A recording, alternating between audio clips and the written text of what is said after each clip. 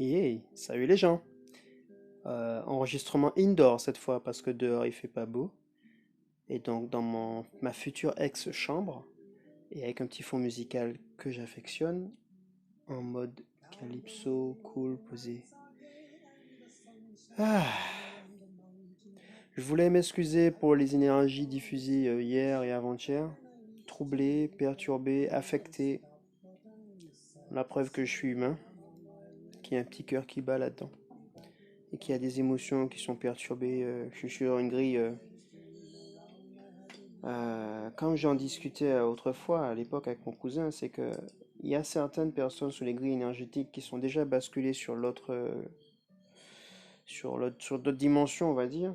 Et moi, j'avais déjà le sentiment que j'étais une sorte de passeur, une sorte de transition à cheval entre deux dimensions, parce que mon rôle était lié à ceux qui sont dans l'ancien monde. Et donc, en fait, je reste encore affecté par ça. Je suis pas indifférent à la réalité collective. J'ai un peu un pied dans la suite, mais voilà. Alors, tout est lié. Et le thème que j'ai abordé dans les vidéos d'aujourd'hui, en fait, j'en ai fait deux là, c'est la troisième prise, c'est le thème du deuil.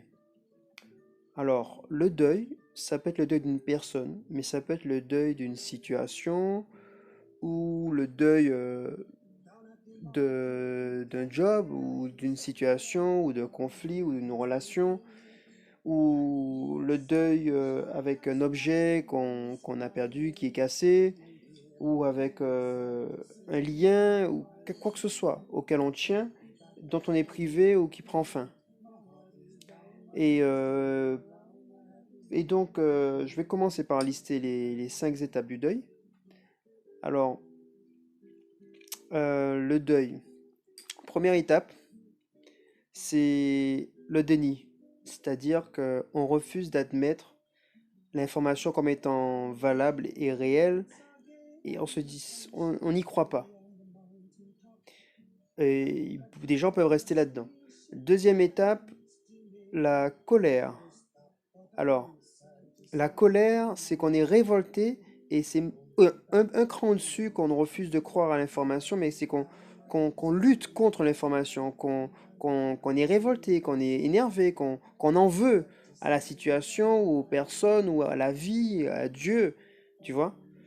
Euh, c'est la colère.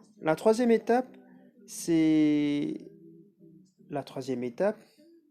Ah oui, la négociation. Alors, lors de cette étape, on tente de manière parfois irrationnelle de vouloir rattraper le coup, de voir comment on peut, est-ce qu'il n'y a pas moyen qu'on puisse obtenir gain de cause et qu'on puisse revenir en arrière, réactiver ou retrouver ce qu'on a perdu, euh, ou je sais pas, quel levier on peut appuyer, avec qui on peut négocier, mais il y a quelque chose de l'ordre de l'irrationalité et qu'on pense qu'on peut récupérer ou revenir en arrière.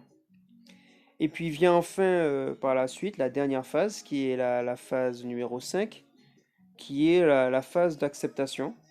Donc en fait, on puise dans nos ressources ou bien on est accompagné par des gens et des outils, et puis on reprend du poil de la bête et on accepte la situation comme valable, comme réelle, comme accomplie, et on peut pas faire comme si elle n'existait pas, elle est bien réelle. Alors, pourquoi je vous parle de deuil? C'est parce qu'en fait, je traverse une phase de multi-deuil. Ça me rappelle des deuils anciens de mes grands-mères, mes grands-parents que j'ai perdus. Ça me rappelle le deuil de mon meilleur ami décédé quand on avait 16 ans, cancer des os, le gamin. Et ça me rappelle des deuils d'une ancienne relation, il y a 10 ans, qui a pris du temps avant que j'accepte et que j'accueille d'autres relations, d'autres sentiments venant d'autres personnes, et que je me laisse aimer, que j'accepte de me projeter autrement. Et donc, ça me ramène à mes deuils actuels. Les deuils actuels qui sont le premier, le deuil de la cohabitation avec mon père. Il prend son chemin, je prends le mien. Et plein d'inconnus, plein de défis à relever. Mais je sais qu'un deuil amène des potentiels. Parce qu'en fait, en toute chose, il faut savoir accepter la fin. Et toute fin est un nouveau début. Et donc c'est là le défi et la logique, du moins la lucidité à obtenir, à atteindre, c'est que derrière un deuil, derrière une fin, il y a des potentiels derrière. Et plus vite on va intégrer et embrasser la situation ou la laisser aller, plus vite on est en mesure d'accepter, d'accueillir la nouvelle opportunité. Alors c'est bien beau de dire ça, parce que je parle d'opportunité, ça peut être une opportunité de boulot, d'emploi, hein. Il faut savoir accepter de quitter un job.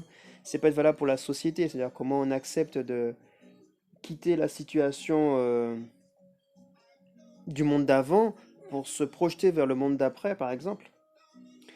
Et je pense notamment à une relation que j'ai eue récemment où j'ai tenté de vouloir rattraper le coup en pensant qu'en faisant bonne figure, enfin bonne figure. Non, j'ai pas joué de rôle.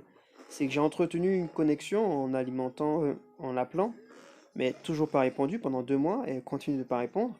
Un enregistrement vidéo YouTube que je lui ai envoyé et qu'elle a pas regardé, enfin j'en sais rien, je sais pas, je sais plus. C'est bizarre, ça fait ça. Bon, vous aurez les informations, je vais publier peut-être des vidéos ultérieurement qui en parlent, mais il y a probablement un deuil à faire là. Ne serait-ce que même si elle doit revenir, mais que la situation d'avant, je dois en faire le deuil pour accueillir le nouveau, même si c'est que la même personne en fait. Parce que ça ne peut pas revenir comme avant, puisque la situation d'avant est arrivée à un point d'échec. Donc c'est que elle n'était pas viable ni valable. Donc quelque chose doit bouger. Ça peut être la même personne, ça peut être une autre personne, mais il faut déjà faire le deuil de ce qui est passé.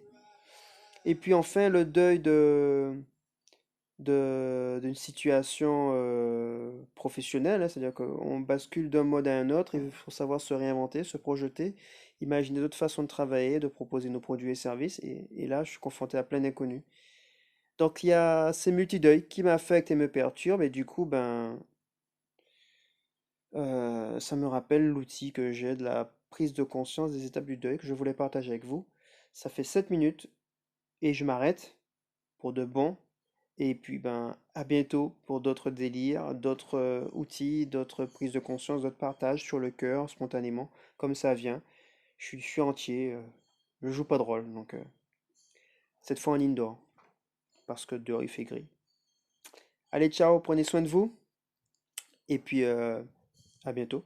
À demain, sûrement, si vous êtes disponible, si ça vous intéresse de suivre. Et puis je pense qu'à terme, il y aura de belles choses. Ça devrait être plus réjouissant, puisque ça germe. Enfin, j'ose y croire.